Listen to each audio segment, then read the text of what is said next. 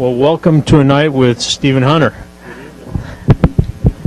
As you probably know, Stephen's just written G-Man, which is about G-men and guns and gangsters and the mob and 1934.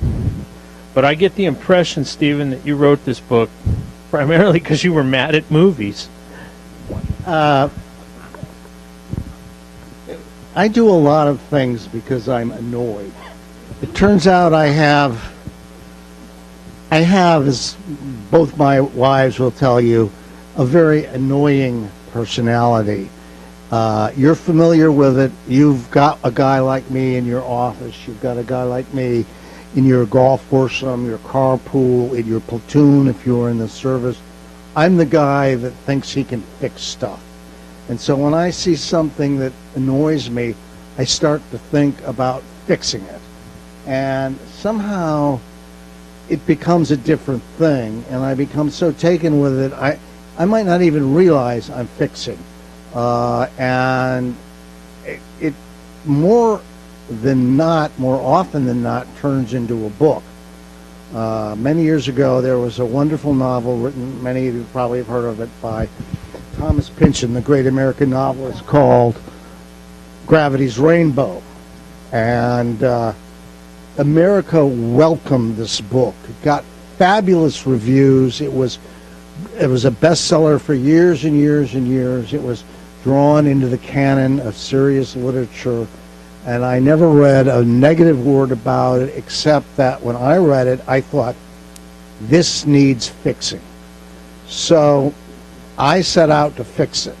And what I did, and I did this subconsciously, I didn't realize until later what I was doing, was I took its materials. It was about an intelligence outfit in the late days of World War II, seeking a highly classified piece of German hardware, secret hardware, across the zone, the Europe in the days up to and right after World War II. And I took that. His book got wider and wider and spread until it sort of disintegrated, and that was the point. But I didn't get the point. I wanted it to get narrower and narrower and narrower, and I ran it through my imagination, and it came out as a thriller. Very tight, very disciplined, very much a shoot 'em up. And I actually got it published. It was actually a Book of the Month Club selection. Now, 37 years later, it's still in print. I checked today on Amazon. It's number 654,353. So I think there's one left. If I would encourage you to grab it. Is that anyway, the Master Sniper? Yeah, that was the Master Sniper. And anyway, that's been my process. In this case, I'm very annoyed at the Michael Mann movie Private Lives. I'm sorry, Public Enemies. Sorry, Michael Mann, Noel Coward. Always get them mixed up. Anyway, it left out Babyface Nelson, and he was a serious bad dude. He was the worst of the 34 generation, and the two agents who brought him down, it was not a happy ending, but it was one of the most hellacious gunfights in 1934, maybe in American law enforcement history. 4 men in a space about the size of this room, 3 of them with full automatic weapons, and the 4th guy with a sawed-off riot gun, semi-automatic, going at it, waging war. And it's just a terrible, terrible gunfight. And somehow Michael Mann left that out of, in most of the movies and accounts, they don't leave it out, but they consider it subsidiary. Again, I don't think it's subsidiary. I think it's the point. And that was the true end of the 1934 campaign against the the bank robbers, the mobile bank robbers. And so part of me wrote this book to fix history. And, whether or not I manage, we'll see, but at least I've got it on the record.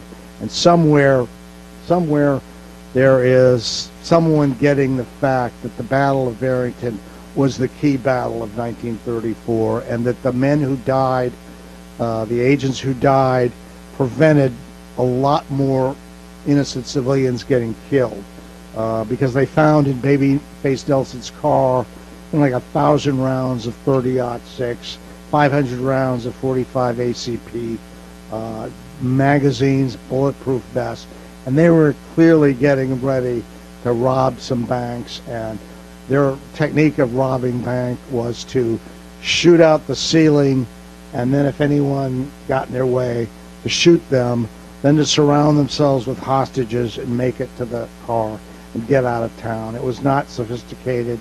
It was very much like the Waffen SS bank robbery theory of 1934. Do you think the reason that is because America has some kind of love affair or romanticizes Dillinger and has just forgotten the others? Yeah, indeed, indeed, America does. That's a very good point, Robert. Dillinger dominates that period, in my estimation, because of things, not because of what he did, because of who he was. He was a huge guy. He was very well liked. Here's something that's not known about him. He was a really good athlete, and the reason he hung, when he was 19 years old, he was sent to prison, and he turned out to be a crackerjack third baseman. And like high school, prison rewards the athletes, and that's how he got at the cool kids table. And the cool kids were the bank robbers. They were the guys who were sort of the elite of Indiana State Prison, and he hung with them. He learned the trade with them. He was in prison for, I think it was 9 or 10 years, and people don't realize how short his career was. He was not an old salt. He got out of prison, started robbing banks, and in 16 months was dead. He was, not only was he a good athlete, but another reason for success was he was charismatic. If you've ever seen movies, they took newsreels of him going into the Crownsville pen at a certain point in his arrest, in his career, and he dominates the footage. He's sort of like, he's like a talk show host, you know, and everyone is sort of smiling at him and laughing at his jokes, and even the law enforcement officers are in awe of him, and you just feel his personal magnetism. And then on top of that, he had this great gift. He is a much better prison escape artist than he was a bank robber. He was not a dominant bank robber. He was always part of the team. He never planned the jobs. He never led the jobs. Babyface Nelson, some of the other guys, particularly Homer Van Meter, these were guys who were visionary bank robbers who put together the jobs, who organized them. They were like the producers in a Hollywood movie. They saw bank robberies as movies, and they were the ones who moved all the pieces into position, and then they let the artists take over. The other thing about Dillinger was he was not lethal. He is known or thought to have only killed one man in his career, and that was by accident. He was firing into the pavement to drive police officers back, and the bullet ricocheted and hit and killed the police officer. To me, the real villain, the bête noir of 34, was Babyface. His name was Lester Gillis. He was a very powerful antisocial mechanism deep in him. He was raised by a brutal father. He was beaten. His mother was beaten. He had it. He just loathed authority. He liked to kill policemen, particularly FBI agents. And he was a shooter. He liked guns. He was a very good gunfighter. He shot his way out of a whole lot of scraps. He was also a very good driver. He drove his way out of a whole lot of scraps. But he just seethed with anger. And to me, he was the real, I suppose you would call him the villain, the arch villain, but he was the dominant personality. which is more helpful for someone who's trying to tell a story. The other thing about him that is so weird is the other half of his personality was very soft. He had a wife, he had 2 kids, he was loyal to them.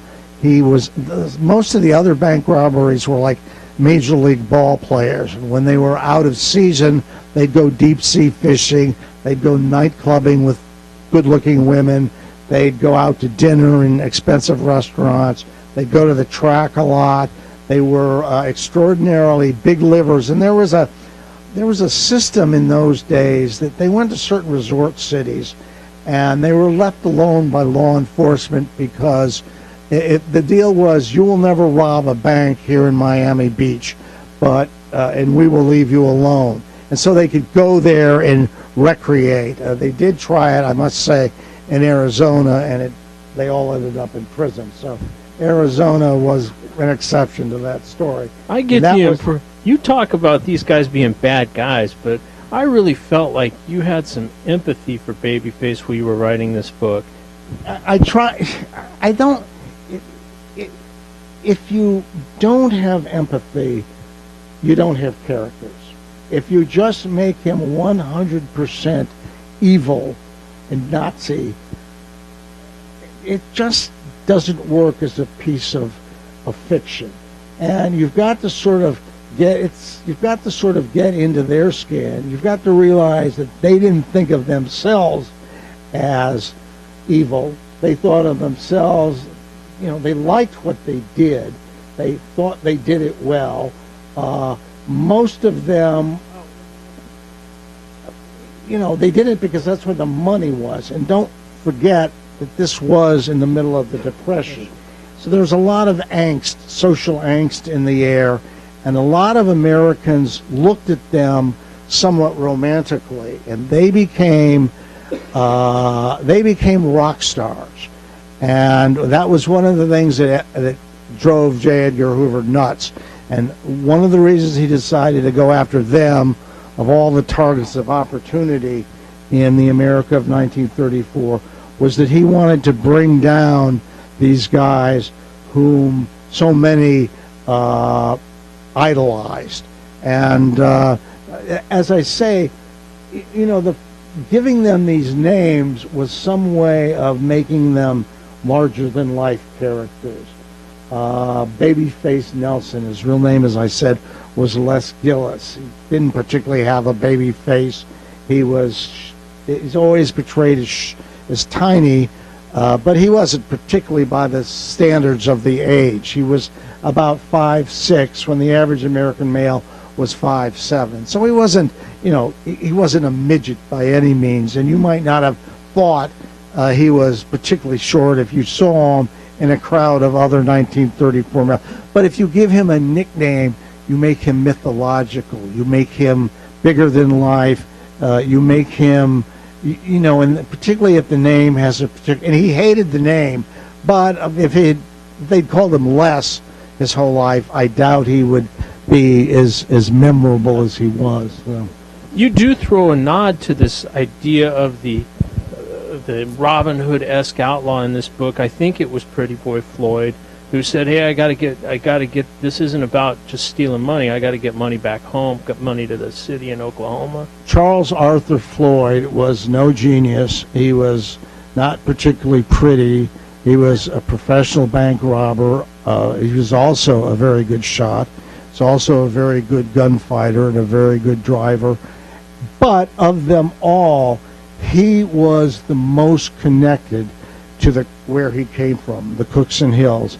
And he was the only one of them who had Robin Hood impulses. Now, the question will always be, was he a criminal to bring relief to the people in the Cookson Hills, or did he use the people in the Cookson Hills as a reason as a subterfuge justifying his own need to commit criminal violence?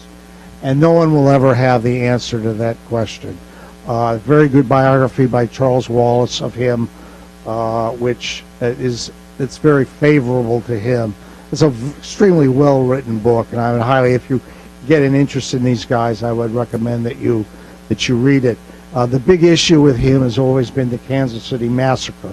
In 1933, two FBI agents captured a guy in Hot Springs, Arkansas. They drove him up to the nearest big city, which is Kansas City, and they were going to take him to, I guess, Chicago. And when they pulled into the parking lot and they picked up 3 or 4 other Kansas City police officers as guards, they were ambushed by 2 men with submachine guns, and everybody was killed, even the guy that they were trying to free, because the Tommy gun is a little bit, unless you've done work with it, it gets away from you. And the issue is, was Pretty Boy Floyd one of the gunmen? And people still, get in fistfights over that issue. I take no position on it in the book, just really for dramatic reasons. I made him kind of surly and angry as opposed to romantic. And he was played in one of the movies. He was played by, I can't remember the actor, but he was an incredibly handsome young man, and he was portrayed as almost he was as close to the real Pretty Boy Floyd as Warren Beatty was to the real Clyde Barrow, and that is not very. If anyone was to play Clyde Barrow accurately, it would have been Alfalfa, because he was a scrawny little runt. Again, a very aggressive guy, a very good shot, a very good gunfighter, and a very good driver. It always breaks my heart to think that I wish he'd gone into the United States Army, because by 1943 he would have been a staff sergeant, and he would have made a great M4 Sherman tank driver.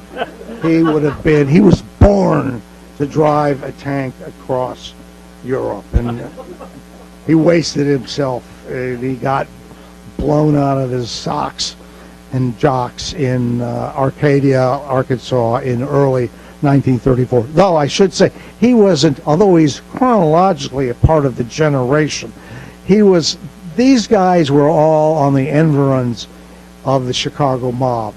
They knew that Chicago, for complicated tactical reasons, its banks would be hard to rob. They had to find mid-sized cities with small downtowns so they could rob the bank and get out of town. And that's why they robbed South Bend, they robbed banks in Wisconsin, they robbed Sioux City, Iowa. They were always looking for them. The best thing was a bank in a downtown that was just 3 or 4 blocks. And because the police didn't have radios, or if they had them, they were very iffy. And there was a lattice of backcountry roads that they could escape.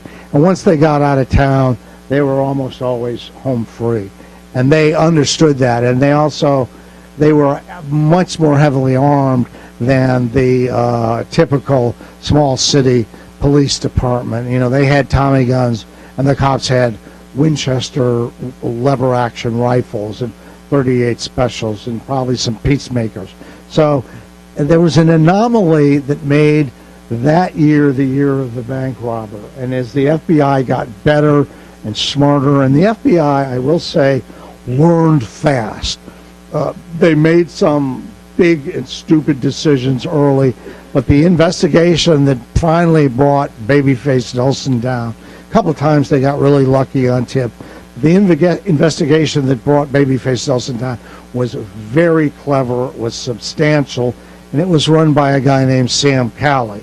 He is the forgotten hero of 1934.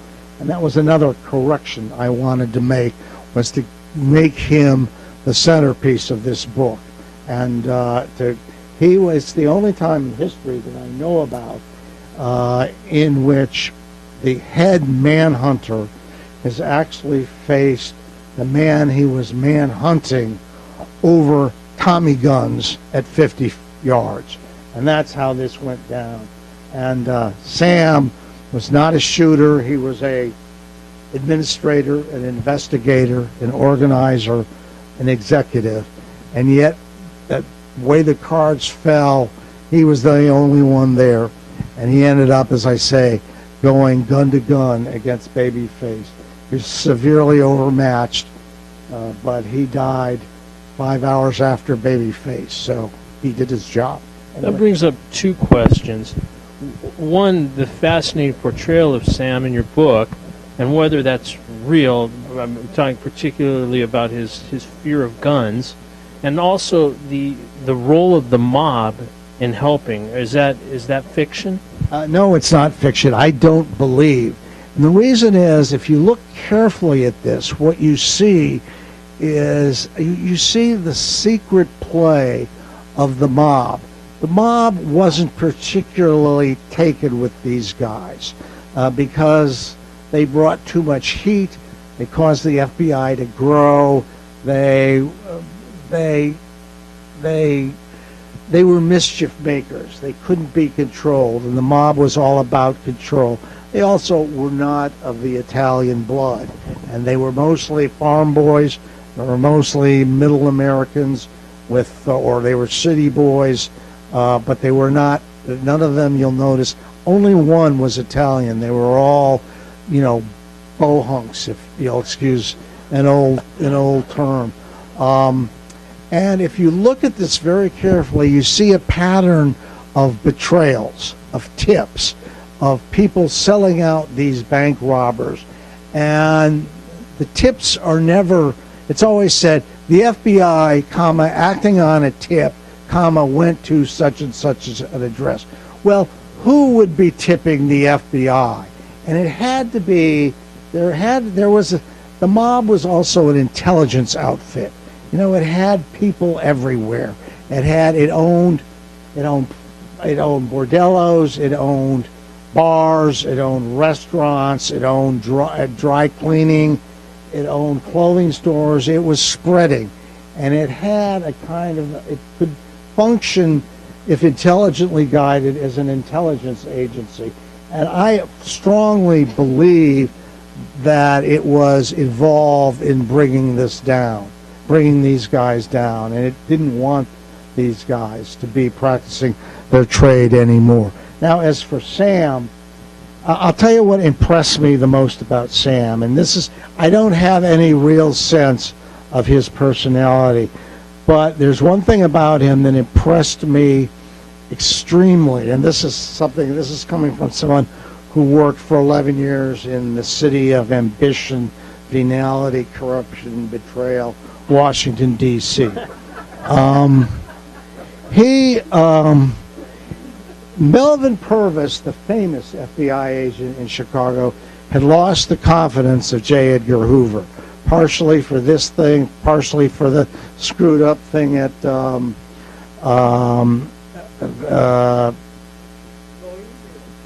that's right. Yeah, that's right. That's good. Thank you.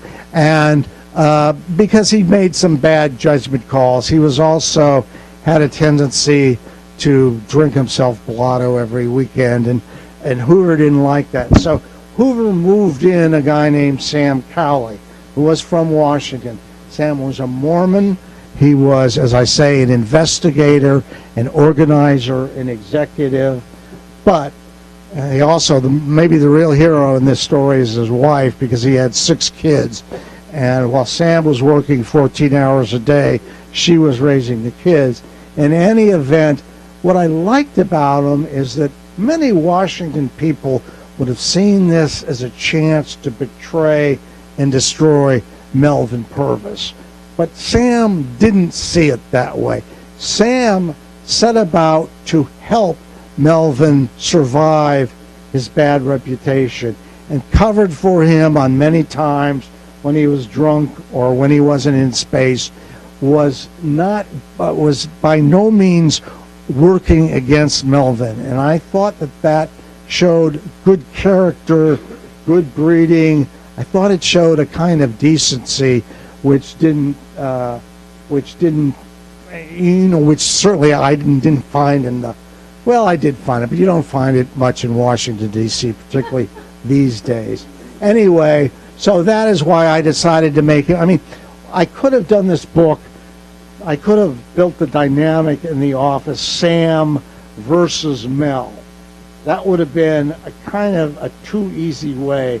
But to me, that didn't really tell the story. And I tried to, what I tried to portray was this, like all offices, this office was dysfunctional. So a lot of the agents didn't even know who Sam was, because he wasn't the go-go leader. He was just a name on the carefully typed memos on the bulletin board every morning. And there was one every single morning. That was part of his work ethic. And he was not a street agent. There was no FBI training program with firearms until 1935. So he could not have been a trained shooter. There was, if he was given some rudimentary handgun training, I'm sure he did. But the FBI didn't get permission, and that's iffy, until 1934, June, the Federal Firearms Act, to carry heavy weapons. However, they did so anyway, and they did so under the provisions of another foundational document called the Second Amendment. But they had no legal right. I mean, they had no one said it's okay for you to carry a Tommy gun. What the local police said, if you're going up against these guys, help yourself to Tommy guns. So it seemed to me unlikely that he had done much in the way of firearms training. And firearms training in those days was not terribly efficient. It was mostly standing with your left hand in your pocket. There'll be guys here who know this. Shooting one-handed single action at a image of a criminal silhouette who is making things easy on you by facing you frontally and not moving 25 feet away. And the guys got very good at single actioning little tiny groups in the heart, but when they got into actual gunfights with people moving, with people shooting at them, with people getting hit, with people screaming and crying, and their pulse rate rising to about 590, they found that kind of shooting didn't do it very good. And in fact, the linchpin of my book is that Hoover understood. Hoover's image of the FBI was of a scientific elite. And he would only hire special agents or a legal elite, men who had graduated from law school or who had graduated with degrees in accountancy, because he knew that those were that was the urtext of crime. You had to know the law, and you had to know how the numbers could be played. And he found out that a degree in accounting didn't work against a guy with a Tommy gun and 345 automatics. So he was nothing if not inventive. I mean, whatever you think of him, he was a very good executive, and he responded very quickly to situations. And he immediately went out and he hired a batch of southern, some Arizona, some Oklahoma, some Texans, of lawmen, detectives, sheriffs, marshals, guys who'd been in fights. I think you mean gunslingers, really. Gunslingers is what we're talking about. And he brought them in. In fact, the best FBI gunslinger was a guy named Dave Winstead. And he is the guy who shot Dillinger. And he was set up in Sam's ambush to go against Babyface. But Babyface sniffed out the ambush, and that's why Sam ended up going against. The last thing Sam ever thought would happen, November 27th, 1934, was he would end up watching as Babyface Nelson charged him with a Tommy gun, and he returned fire with a Tommy gun.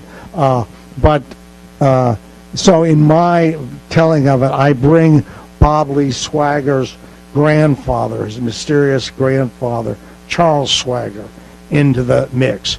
And he stands as one of these fellows who had gun skills and could bring them to the younger agents and teach them how to survive and how to prevail in a gunfight. And he was also would be the point man, and whenever they anticipated gunplay, he would be the designated shooter. You have another guy like that was an Oklahoma City detective named Jelly Bryce.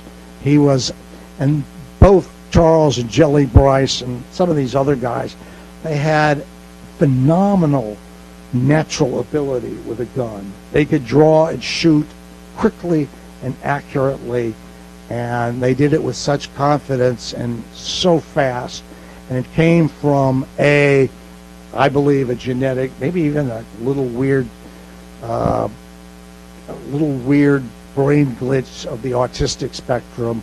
And it also came from lots and lots and lots of practice. There are several known, documented cases where Jelly Bryce was being held at gunpoint, and he drew and fired and killed the guy. In other words, he was so fast and accurate, he could draw and kill the man who was holding the gun on him before that guy could react and pull the trigger.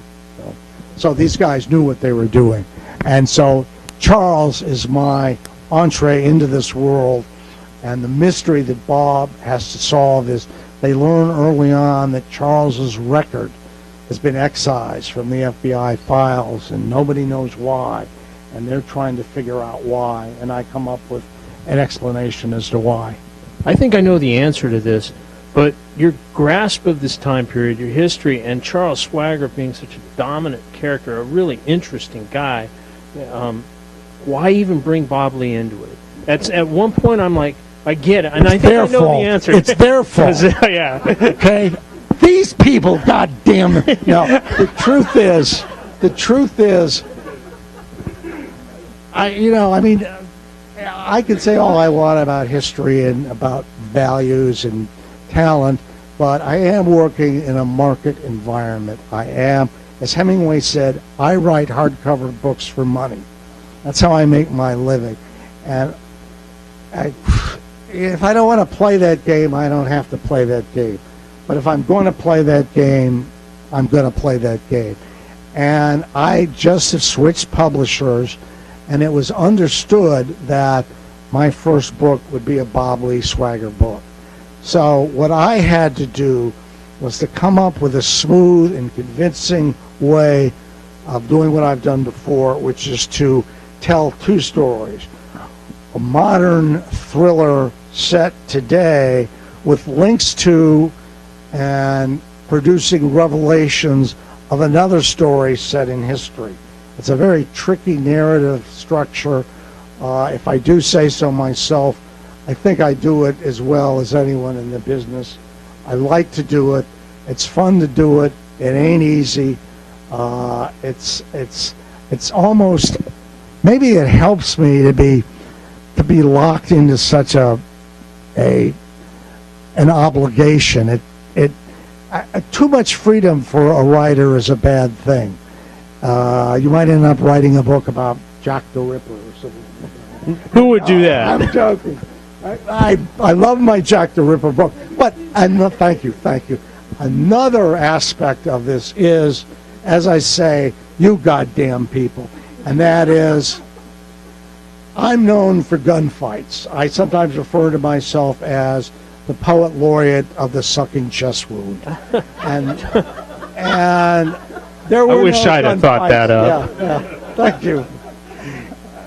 As I told you, I've used it before. It always gets a laugh. Although yesterday, or a couple of days ago, I just decided I would become the F. Scott Fitzgerald of the sucking chest wound. Anyway, I wanted to get back to guns. And one of the great attractions in a purely mercantile consideration of 1934 was it was the great year of the American gunfight. I mean, there were gunfights from one end to the end to the other end of that whole year, and they were with guns that I really am attracted to: .45 automatics, Thompson submachine guns, Browning automatic rifles. Basically, absent the M1 carbines, the guns that we would fight World War II with. They were, extraordinary stories of valor, but also of murder I mean, had issues. I mean, one of the issues that you have to deal with, except I didn't in the book, but it's something that kind of intrigues me, is how do you arrest a violent armed felon who is sworn not to be taken alive? There are several instances in 1934 where law enforcement dealt with that. One was with Bonnie and Clyde, and one was with John Dillinger, and one was with Homer Van Meter. I don't know what the guys would do today, because there's people around with, these things, and everything is caught on film. It's a really tough issue. But in those days, they approached them with guns out and cocked. And if a warning was given, it was a tenth of a second's worth of warning, and then they opened fire. And you have to ask yourself, was this arrest or was this murder? And if it was, well, maybe not murder, but what degree of homicide was it? And what degree of latitude should a police officer have in, in dealing with these really bad guys? And what is his moral and his legal obligation to play by the book when he knows the guy that he's confronting doesn't give a damn about the book? And they solved it, with lead and blood in 1934. And I don't know what happens. As I say, it's a very provocative issue, and each episode, each anecdote is so separate from each other one that you can't really have a policy. You just have to do the best you can. Though I will say the St. Paul police who apprehended Homer Van Meter, and they did it with a Tommy gun, and Homer was armed, but they really blew him away. And at that time, the St. Paul police, St. Paul, Minnesota, was one of, if not the most corrupt police departments in the country. And Homer Van Meter, who lived in, hung out in, knew lots of St. Paul policemen, knew a whole lot about the St. Paul police. And the St. Paul police knew that the FBI wanted Homer Van Meter bad. And I am pretty damn sure that they did not want Homer captured alive by the FBI, because he had lots of tales to tell about the St. Paul police. So their arrest, it was sort of like the killing of Sonny Corleone in the end of, in the middle part of The Godfather. It was heavy on the machine guns and real light on the warning. And in fact, his family complained because when he was down, the cop on the machine gun kept shooting. And he was rather, you can imagine, from 30 or 50 45 caliber slugs hitting him. The guy was a good gunner. He was rather messed up. So that's the one that I'm not too comfortable with, I heard you say that you're attracted to a gun, so that kind of scared me, but we'll go with that. This book is built... I'm unarmed, even though I could be armed in this state. You could. 7 of these, at least 7 are carried. I guarantee. I know one is. Anyway, go on. You built this whole book around a gun. I was struck by this may be the first time ever that you've actually constructed a whole storyline around a gun. And that's that. And I challenge anybody to read this book and not go find a picture of this monitor. Yeah, again, a lot of it was the fact that I had been away from the gun world, and I know on which side my bread is buttered, and I know in the firearms community what attracts people. Another part of it was, I will never deny this. There's no point in denying it. My love of guns is ancient and deep. There's nothing cynical about it. There's nothing arbitrary about it. I didn't just figure this would be a niche where I could make a few bucks, but I have loved them. Literally, I'm 71. I know I only look 70, but I have loved them since I was 3 or 4 years old. And I probably loved them before them, even if I didn't know what they were.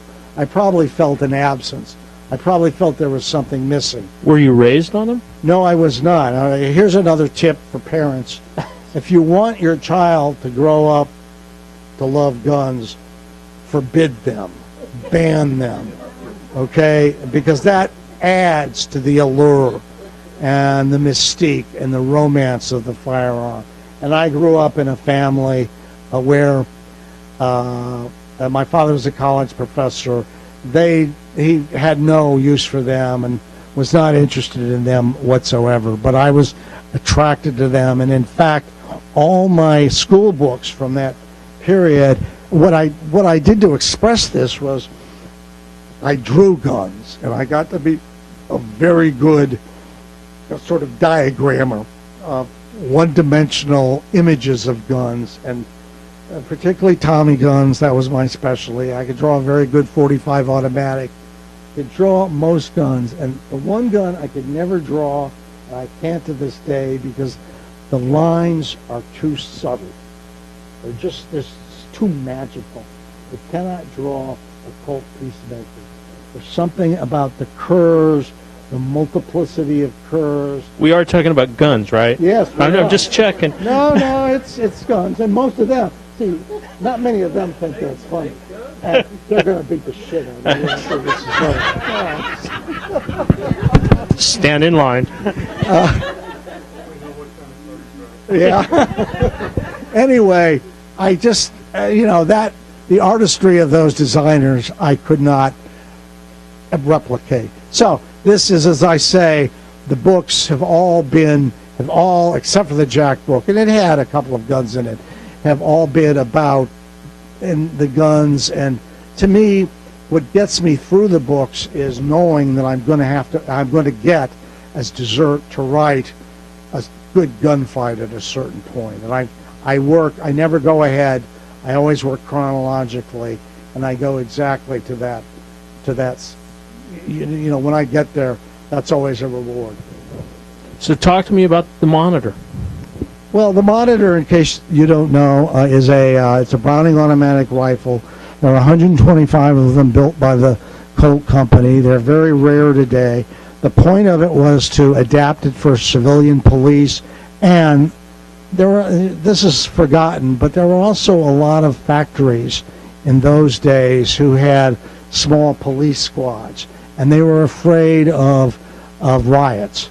They were afraid, I guess, of revolution given the Depression. So that was one market. Another big market was prisons. This was the ideal prison guard gun. It was handy. It was very powerful. It was very fast firing. But all those attributes that made it good at those things made it a superb bank robbery gun. And the bad guys were aware of that. Babyface Nelson was aware of that, and he sent 2 guys to New York when he heard one had become available. I didn't find out where he got it from until later, and in the book there's a different account of him acquiring the gun. But it was very important to him, and it said a great deal about his future plans, that he went to so much trouble to acquire this gun. And in fact, you know who did the R&D on the Monitor? This is funny. Clyde Barrow. Oh. Clyde Barrow was not a Tommy gunner. He was a BAR gunner. And he was a little guy, and so what he did was he cut down the stock, and he cut the barrel off right at the, very crudely, right, below the muzzle compensator. And they, and that was his favorite gun, as I understand it. Is Babyface Nelson's Monitor? It's never been found. It was actually taken. He got away, though he had a lot of holes in him. He died in his wife's arm. I don't want to give anything away. It's slightly different ending in the book. As I have heard the rumor, and I can't confirm it, we tried to confirm it, his guns were on sale in the Chicago underworld for few years, but they were expensive guns. The Monitor was supposedly had a going price of $5,000 in the underworld, and eventually they disappeared. And if you've got it, you've got. And there are a few. There are only 125 genuine Monitors built. They were built by Colt, not by Browning. There are a few extant. I've seen them shot. They are, if you've got a line on one, it would be worth a great deal of money today. Did you get to fire a Monitor? I have never fired a Monitor. I have fired as I say, I have fired a BAR. I own a Thompson, and I have a Thompson M1A1, which is the military gun, and it comes with a flat forestock, and I bought a vertical foregrip, and I had that installed for this book because I wanted that. Now that the book tour is almost over, I'm going to restore the original Army forestock to it. That's amazing. And that's really important to me. No. I'll bet you there's questions from the audience. Oh, sure, of course.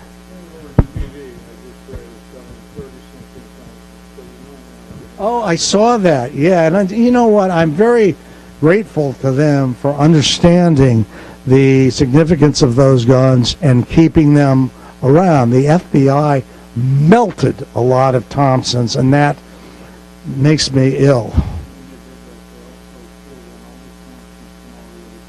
Oh, and they got melted too? Oh, too bad. Now, I'll tell you just off the record, I think, this could be on the record, but it's so unimportant, nobody. I would bet that in Cuba, there's a warehouse full of Thompsons. Because if you look at film footage from the late 1950s, there were Tommy guns in the police hands all over Cuba. And when Castro took over, I'm sure they were all collected and seized and locked away. And so I keep hoping that someone will spring those, and you'll be able to pick them up for $29.95 or something like that. There's a question actually over there. Yeah. Mr. Hunter, I'm interested to hear what you had to say about Sam Cawley and the fact that you made it prominent in the latest book. He was one of the three-man hit squad who were designated to assassinate Dillinger. And one of the other agents of the three-man hit squad was Paulus, who, of course, was killed with him at the same time that Holly was killed. So that was two. The third, the only guy that killed three federal agents was Nelson, of course. He killed the other one, the little Bohemian, in this ambush. Now, when the important thing to me is, I wonder if you have read or have any stories. The death of Nelson, his wife was with him, and a guy by the name of Samuel Paul Chase. John Paul Chase. John Paul Chase, right, John Paul Chase was with him. He was considered a gopher to Nelson, and not really an armed shooter or gunman in the class of Nelson. Now, Nelson killed these two agents. There were four agents, as you know, and two were dismantled, their car was dismantled, and they couldn't get through the chase. All right, so that left pieces that supposedly Nelson got out of his car and approached both of them and shot them dead, the two, while they hid behind the car and a tree. Now, my question is, what happened to Nelson after that? We know that his wife and Chase drove away in the Hudson, which was later abandoned, and then they picked up another car, and then Nelson was found in a rug in a ditch. Now, what happened? According to Chase, they went to a safe house in Mel. Yeah, I read that. I know it was that. head by Eddie Murray, and he said there was nothing they could do, and he refused to let them stay there. He knew that that heat was on, and then as far as I have seen no research that suggests, I think they just drove around until he died. I think you're right. I think you're right. Which nobody knows, apparently. There's a great deal about that event that is not known. Now, just to say this, because you're obviously knowledgeable, the issue of what John Paul's case is very intriguing. I've just published a piece in the American Rifleman about the Battle of Barrington, and we FOIA'd the FBI to get all the information. The FBI sent us, but they didn't send us all the information. They sent us only some of the information. And I thought that it was pretty clear, as you say, that Nelson killed the two agents. And from what they said, from the original batch of forensic reports we received, there was no forensic report to deny that. I mean, that was a completely sustainable argument. However, it turns out in 1935 there was another forensic report which reported that Collis was killed by another weapon that was on the field that day was a Winchester 351, model 1907 semi-automatic rifle. Now, did Babyface... in the liver. The one that went in the liver and out of the back. And he eventually bled to death in probably 4 or 5 hours. Well, no, that didn't hit Babyface. Oh. That hit Tim, that hit Ed Hollis. Oh. So here's my new theory. You're the first to hear it. Here's what I think happened in that famous fight. I think Babyface got out from behind the car. I don't think he was crazy. He was smart. He was bold. He was probably had a low self-life value. So he walked at the two of them. Great courage. They shot at him. He shot at them with the BAR, with the monitor. I believe that John Paul Chase picked up the 351. We know it was a very accurate rifle because that same rifle we know forensically was used by Homer Van Meter at St. Paul to kill a policeman with a 50-yard shot. And there weren't red dot scopes in there. I spent the better part of the day shooting an AR-15 with a red dot scope, and even I can hit something with a red dot scope. But at any rate, I think Chase picked that rifle up and, not being shot at by the FBI, leaned over the hood of the car, got a good, solid, steady marksman position, fired the one shot that hit Hollis in the head. And that's why he, and of course, the only testimony to this event is Chase. He's not about, Chase's mandate was to not go to the electric chair. And Hoover wanted him electrocuted, but he did not go to the electric chair. And he spent 34 years in Alcatraz. He was released, as you will see in the book, in the early 70s. He lived another 5 or 6 years with his granddaughter. He was from Sausalito, California, and he became a painter. And of course, every prison painter is a great artist. I see these things. Look what a great artist this guy can be. It's like Hitler, a great artist. I've never figured out perspective. There's a question here. Does that answer your question? Yeah, I don't want to talk too much about this. That's very interesting. Yeah. Read my piece. About Chase. That's terrific. Okay. If you can write that, that would be very valuable. That's, what you know about Chase, I think not known by. No, you're right. Absolutely. That's very good. Thank you. How old were you when you decided that you wanted to write? Who was I when I? When you decided you wanted to write books? Thanks for overpowering those.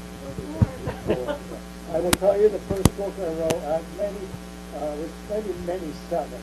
I was under the thrall of a series of novels written in World War II by a guy named R. Stanley Bowen.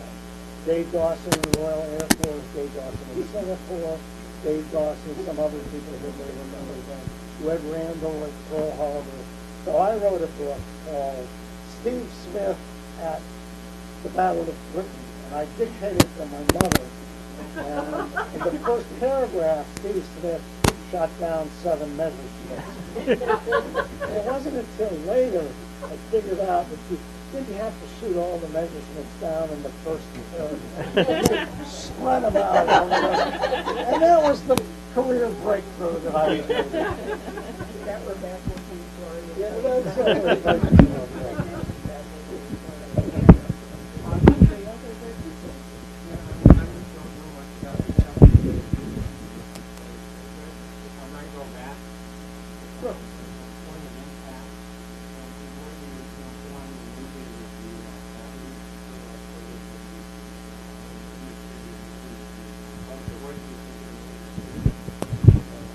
Be honest. I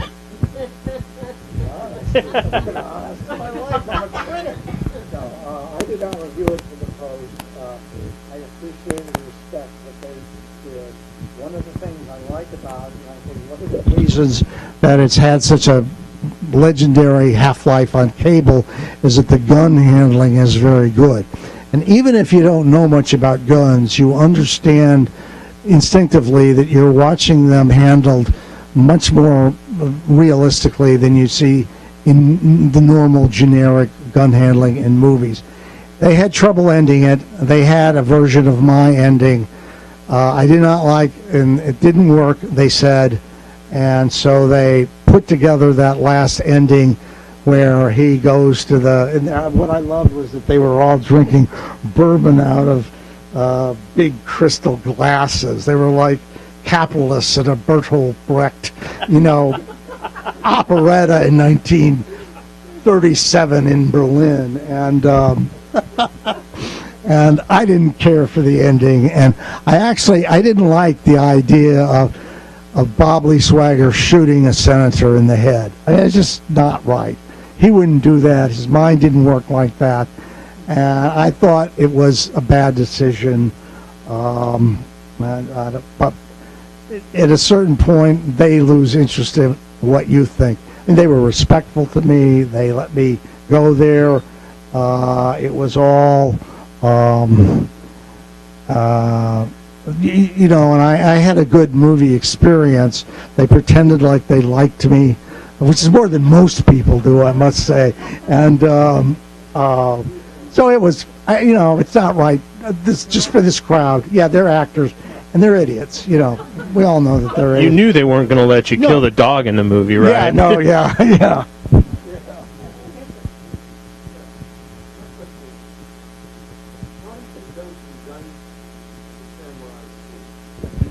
That was a movie-driven thing. I had a Japanese film director made a very good samurai movie called Twilight Samurai, which I really liked. And it just made me hungry to see more samurai movies. So I got into it for a year. I think I was writing, I can't remember what book I was writing. Maybe it was the nonfiction book. But I just loved the Japanese samurai movies. I probably saw 300. And I had learned a great deal, and I read lots of books on them. And I learned a great deal about them. And suddenly I got the idea. Then I saw, this was another correction. Another something I saw in a movie that I wanted to fix. And I saw the movie Kill Bill. Okay. Now, that has some great samurai action in it. But it was clearly fake. I mean, it was clearly kitsch. It was clearly over the top and exaggerated and goofy. So I set myself the following challenge.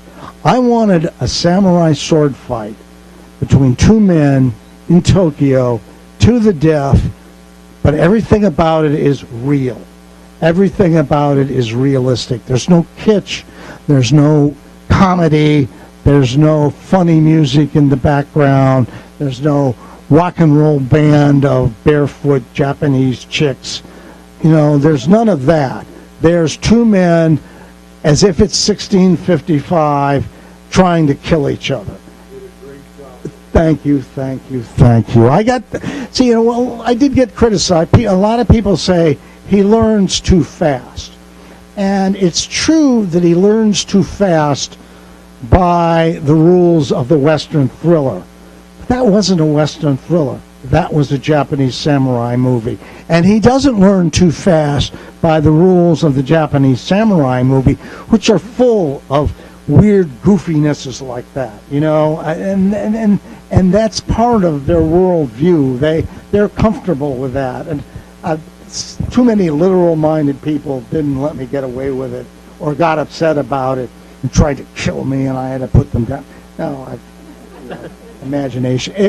But it was okay, and I'm glad writing that book was great fun. It was great fun. Thank you for your appreciation. One more. My lips are twisting over. Do you have a favorite of your own books? No. Do you have a single line that you have written that is your favorite? I use it in every book. It's sort of a trademark. You thought you were hunting me, and I was hunting you. Okay? As for the books, they're like children. I know some are better than others. Unlike my real children, who are both fabulous. But it's hard for me to judge them, because I know that they're better than even the bad ones are a lot better than they were halfway through the process. So, I got them over the what I call the Mendoza line. I was read that, yeah, and I got them published, so. Well, What are you working on now? good question, and the answer is Good question, and I have a very good, solid thriller idea based on the double arc into history that I mentioned. But on the other hand, I have this urge to do something flashy, something that would get me in a lot of trouble. High Ripper 2? Well, that was one of the reasons for writing that, was I thought it would be flashy, and it didn't really pick up. So I'm sort of, the truth is, I don't know. I just don't know.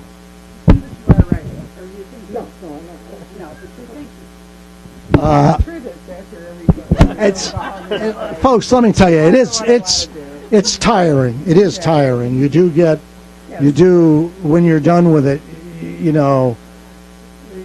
need a recoup period. And the older I get, the more alcoholic the recoup periods become.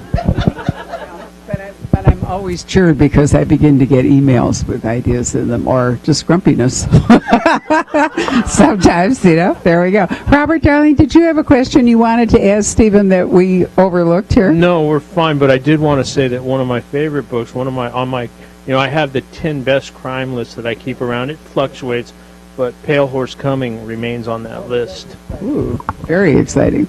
Now, I promised you that we would give away not one, it turned out 3 books. So we need to do that. Oh, we're not giving 2 of them away. You actually have to pay for 2 of them. Right, I forgot this is a retail establishment. Sorry. Oops. But anyway, we only have 2 copies of Citadel left, which, as you know, is one of my personal favorite hunters, and I've explained to them why you can't write any more Citadels, or not going to. So, what are we working on over there, Patrick? 1 through 25. All right. So if you would pick a number between 1 and 25, and if that person wants to buy Citadel, they can, or we'll just keep going. 7. Do you wish to buy Citadel, or do you already own it? You'll buy that one. All right. Could we pass that back to Joel? Great. And Robert, how about if you pick a number between, I want to spread the blame, between 1 and 25 that isn't 7? Is 25 here? Is that you? Well, how wonderful. Okay. Great. And I am going to give away, Karen Slaughter has written a really interesting thriller. She's going to be here August 28th, Monday. No, 26th. Do I have that date right? Wait a minute. No, it is the 28th. Sorry. I almost have the calendar memorized to December at this point because that's how far up our stuff goes. But anyway, she's a really interesting writer, and I thought it'd be fun for somebody to get an advance copy. So I'll pick that number 13. It's you. Look at you. How wonderful. There you are. You can bring it back in to see. So let's give both our interviewer and our author a round of applause. It's really hot. Stephen pointed out to me that with his usual devastating perception and accuracy, he managed to come to Phoenix on what surely must be the hottest day of the year, but I said, not really. Nonetheless, we do appreciate that you all have come out on a hot night, and some of you from a considerable distance, to support the authors. So I thank you very, very much for doing that. She does a fabulous job, and she deserves a round of applause. I go to bookstores all over this country, and I have never come here when there hasn't been at least, a room full. And I've been in some where there's been, I was telling Robert, I was one of the, I did one in California. There were two guys, but one of them had a light bulb in his head. So it was not. Yeah, that's right. You're really nice to compliment me, but the truth is, it's all of them. We just make it available. We should give them the round of applause. No, seriously. I really, I can't tell you how much it matters to authors, that you all turn out, because, it feels like you came. We're going to sell books anyway, because we have this huge mail order list, but it feels like you went to a party that nobody showed up for. It's a really dismal feeling. So it's awfully nice of you to take the time to come tonight, and we greatly appreciate it. Stephen, if you would migrate over to the little table, if you guys would stand up, the chair crew is standing by right behind you, and fold up your chairs and kind of lean them against the wall. You're welcome to get your book signed and take photos. And please use your numbers because it saves a lot of unpleasantness.